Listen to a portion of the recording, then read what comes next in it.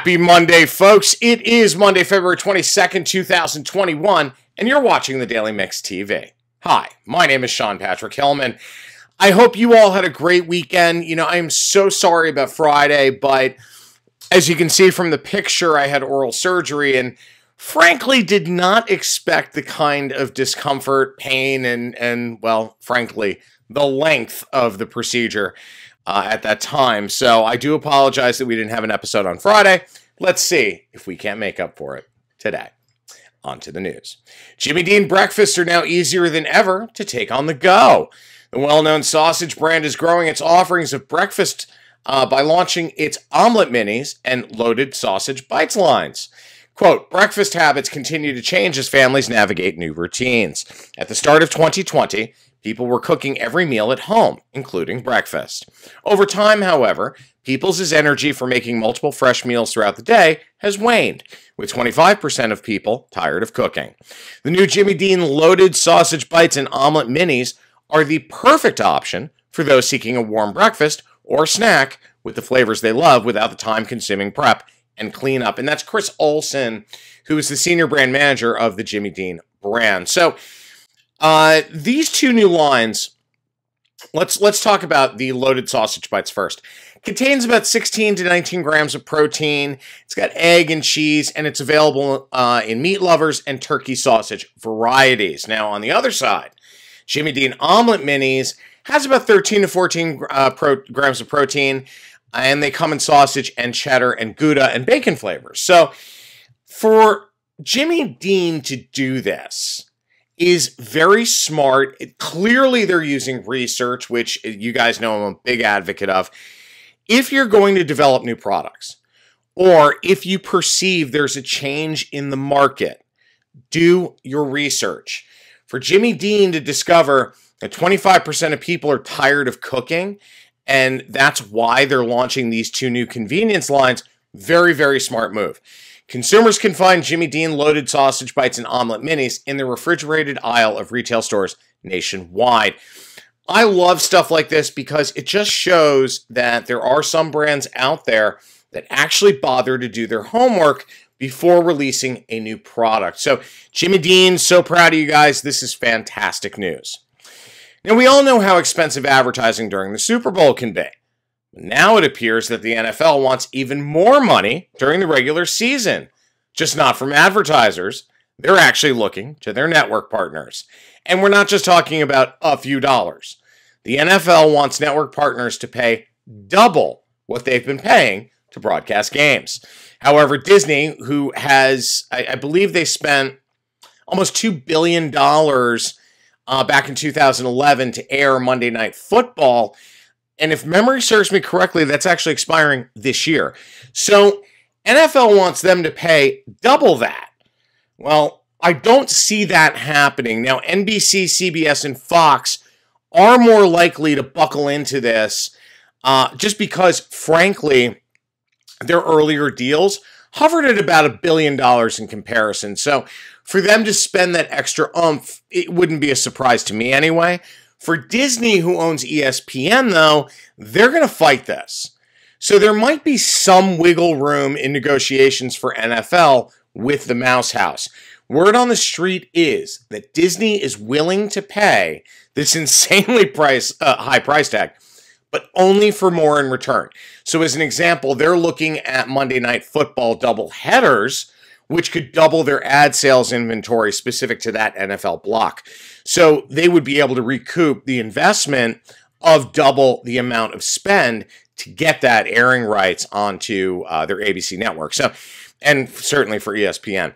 I find it a little strange that NFL is doing this now in the midst of a pandemic when we already have so many other problems. Advertisers are shorting spend. Yes, the economy is in a rather scary place right now, but brands are even less comfortable spending a lot of money on advertising. So we're going to have to wait this one out and see what happens. Never count a New Yorker down until they are really gone or dead. It looks like perennial favorite department store Century 21 is making a comeback after shuttering all their doors and operations last year.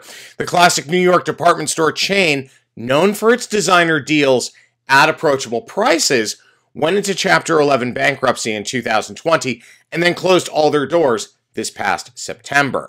But now the chain, known for those luxury goods, has announced a comeback on their website.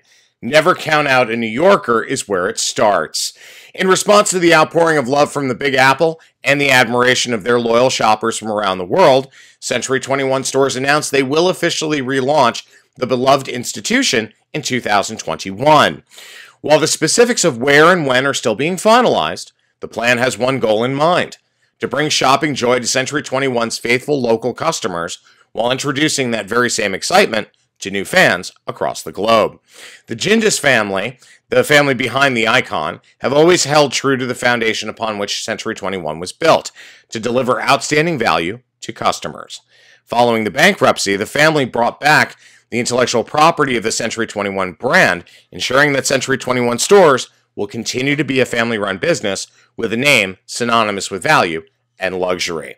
They are determined to be a beacon of hope for the city and country.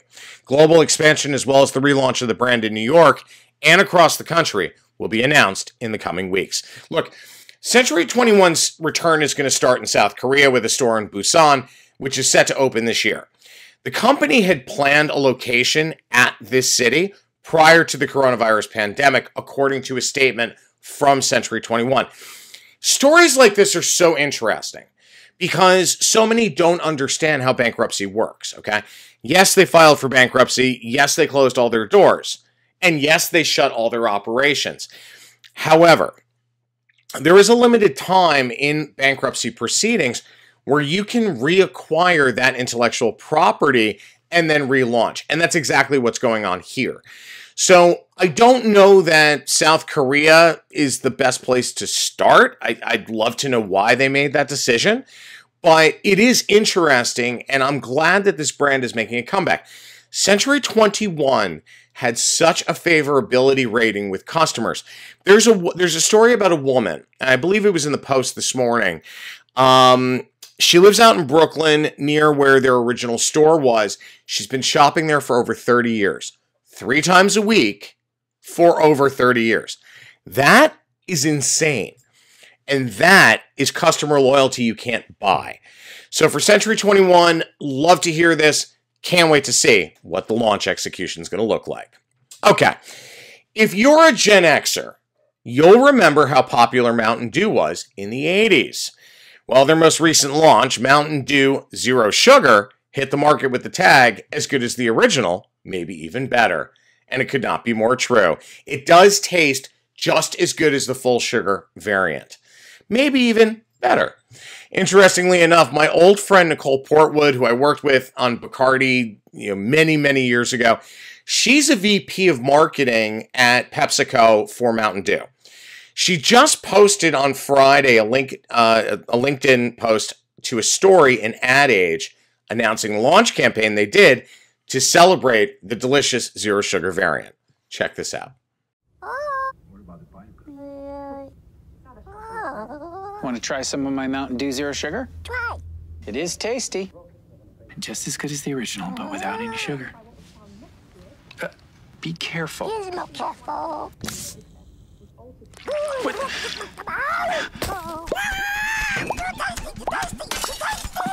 Hey, Dad, Mom wants...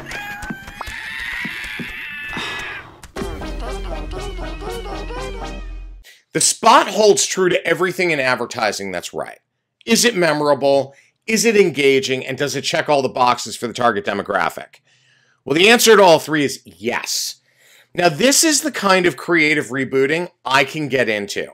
The spot plays up to everything we all loved about Gremlins. It's very tongue-in-cheek, and it brings it around full circle for Mountain Dew fans.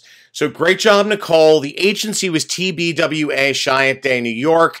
So proud of you guys. See, it's this kind of advertising that we need, where it's fun, it's engaging, it's creative, it's memorable. And I'm not just saying that because I am a Gen Xer. I'm not just saying that because I loved Gremlins as a kid. You know, there's that emotional tie-in for Gen Xers and certainly younger baby boomers. But at the end of the day, this is what advertising is about.